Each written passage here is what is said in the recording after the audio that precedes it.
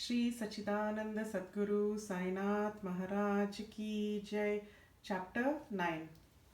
At the end of the last chapter, it was barely stated that the Bhaktas who obeyed Baba's orders at the time of taking leave fared well, and those who disobeyed them suffered many a mishap. This statement will be amplified and illustrated with a few striking instances and by other matters dealt with in this chapter. Characteristic of Shirdi pilgrimage. One special peculiarity of the Shirdi pilgrimage was this, that none could leave Shirdi without Baba's permission, and if he did, he invited untold sufferings. But if anyone was asked to quit Shirdi, he could stay there no longer. Baba gave certain suggestions or hints when Bhaktas went to bid goodbye and take leave. These suggestions had to be followed. If they were not followed or were departed from, accidents were sure to befall them who acted contrary to Baba's directions. We give a few instances below. Tatya Kote Patil. Tatya Kote was once going in a tanga to Kopargaon Bazaar. He came in haste to the masjid, saluted Baba, and said that he would go to Kopargaon Bazaar. Baba said, "Don't make haste, stop a little, forget the bazaar, don't go out of the village." On seeing his anxiety to go, Baba asked him to take Shama with him at least. Not minding his directions, Tatya Kote immediately drove his tanga. Of the two horses, one which cost rupees 300 was very active and restless. After passing Swalwell, it began to run rashly, got a sprain in its waist, and fell down. Tatya was not much hurt, but was reminded of Mother Sai's direction. On another occasion, when proceeding to Kolhar village, he disregarded Baba's direction and drove in a tanga which met with a similar accident. European gentleman. One European gentleman of Bombay came to Shirdi with an introductory note from Nana Sahib Chandorkar and with some object in view. He was comfortably accommodated in a tent. He wanted to kneel before Baba and kiss his hand. Therefore, he tried thrice to step into the masjid, but Baba prevented him from doing so. He was asked to sit in the open courtyard below and take Baba's darshana therefrom. Not pleased with the reception he got, he wanted to leave Shirdi at once and came to bid goodbye. Baba asked him to go the next day and not to make hurry. People also requested him to abide by Baba's direction. Not listening to all this, he left Shirdi in a tanga. The horses ran at first all night, but when Swalwell was passed, a bicycle came in front, and on seeing which the horses were frightened and ran fast. The tonga was turned topsy turvy, and the gentleman fell down and was dragged some distance. He was immediately rescued, but had to go and lie in Kopargaon Hospital for the treatment of his injuries. Such experiences were legion, and all the people learnt the lesson that those who disobeyed Baba's instruction met with accidents in one way or another, and those who obeyed them were safe and happy. The necessity of a mendicancy. Now to return to the question of mendicancy. The question may arise in the minds of people that if Baba was such a great personage, God in fact, why should he have recourse to the begging bowl all his lifetime? This question may be considered and replied from two standpoints. Who are the fit persons who have a right to live by the begging bowl? Our Shastras say that persons who, after getting rid of or becoming free from three main desires, that is, for progeny, for wealth, for fame, except sannyas, are the fit persons who live by begging alms. They cannot make cooking arrangements and dine at home. The duty of feeding them is laid on the shoulders of householders.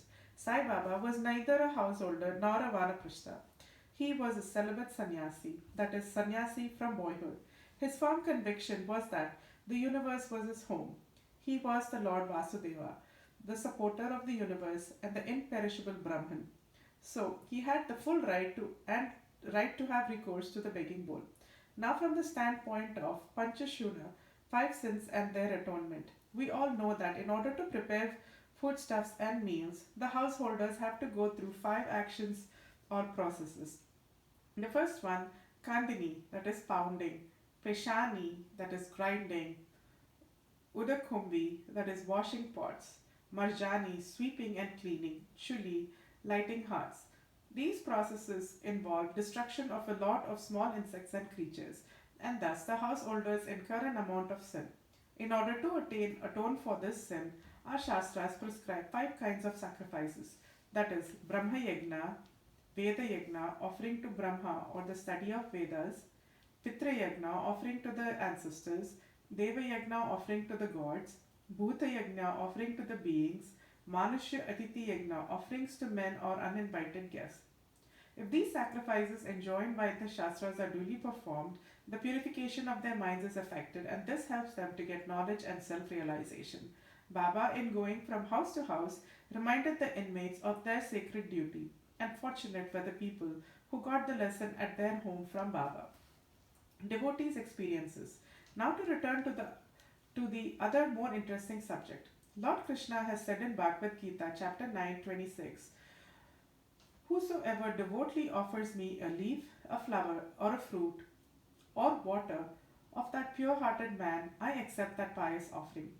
In the case of Sai Baba, if a devotee intended really to offer anything to Sai Baba, and he, if afterwards forgot to offer the same, Baba reminded him or his friend about the offering and made him present it to him, and then accepted it and blessed the devotee. A few instances are given below.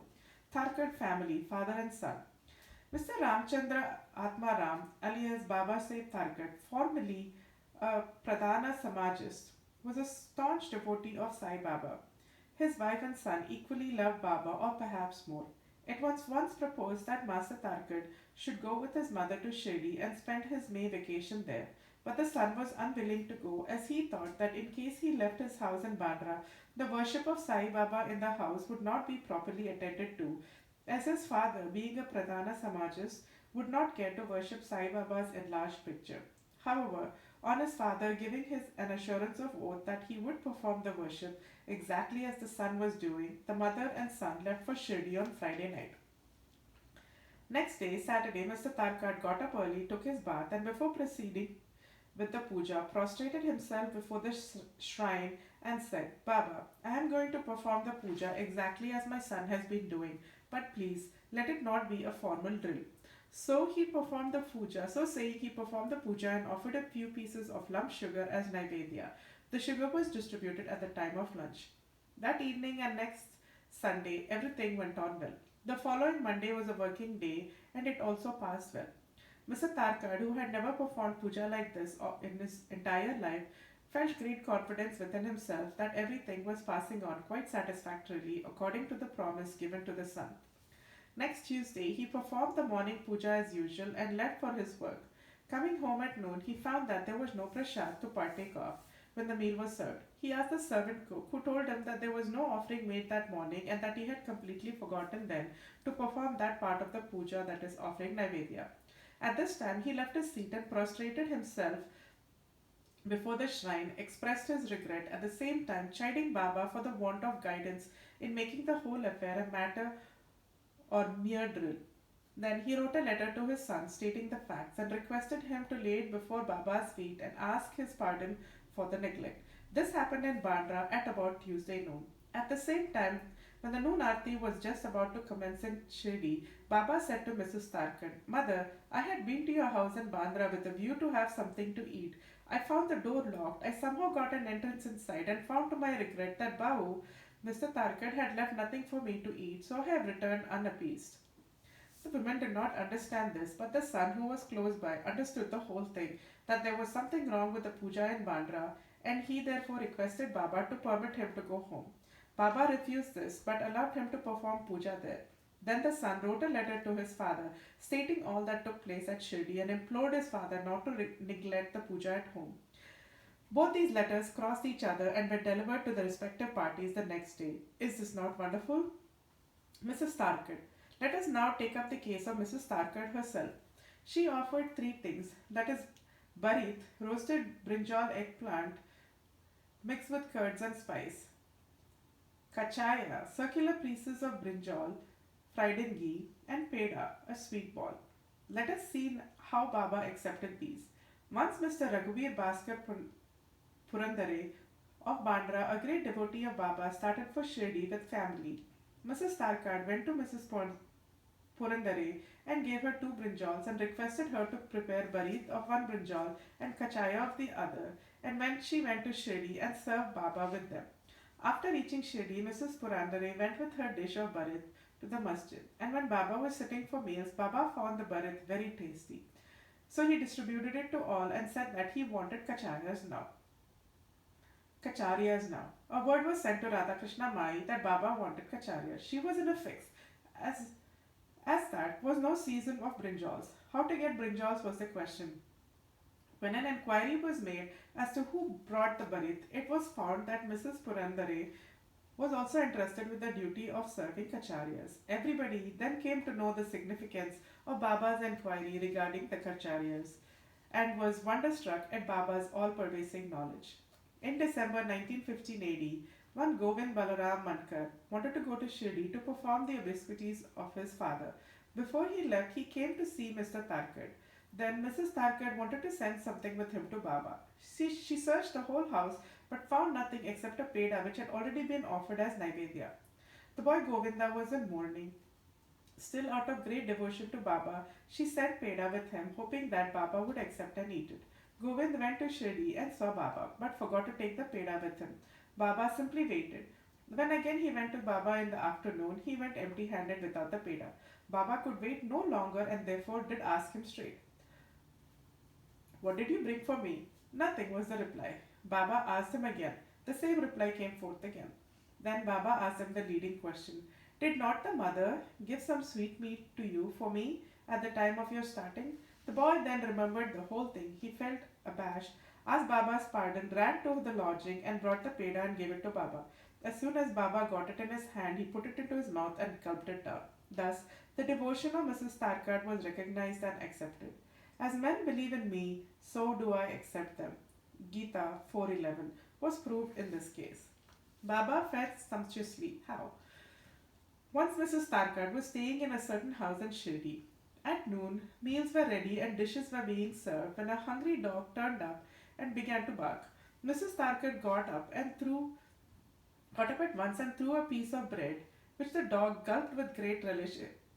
In the afternoon, when she went to the masjid and sat at some distance, Sai Baba said to her, "Mother, you have fed me sumptuously up to my throat. My afflicted pranas have been satisfied. Ever act like this, and this will stand you in good stead. Sitting in this masjid, I shall never speak untruth. Take pity on me like this. First give bread to the hungry, then eat yourself. Note this well." She could not at first understand the meaning of what Baba said. So she replied, "Baba, how could I feed you? I am myself dependent on others and take my food from them on payment." Then Baba replied, "Eating that lovely bread, I am heartily contented, and I am still belching. The dog, which you saw before meals and to which you gave the piece of bread, is one with me. So, also, other creatures, cats, pigs, flies, cows, etc., are one with me. I am roaming in their forms. He who sees me in all these creatures is my beloved. So, abandon the sense of duality and distinction and serve me as you did today." Drinking these nectar like words, she was moved. Her eyes were bedimmed with tears, her throat was choked, and her joy knew no bounds. Moral: see God in all beings is the moral of this chapter. The Upanishads, the Gitas, and Bhagavad all exhort us to perceive God or divinity in all creatures. By the instance given at the end of this chapter, and others too numerous to mention, Sai Baba has practically demonstrated to us how to put the Upanishadic teachings into practice. In this way, Sai Baba stands as the best exponent or teacher of the Upanishadic doctrines. Boto Shri Sai, peace be to all. Shri Sachidananda Sadguru, Sainath Maharaj Ki Jai. End of chapter 9.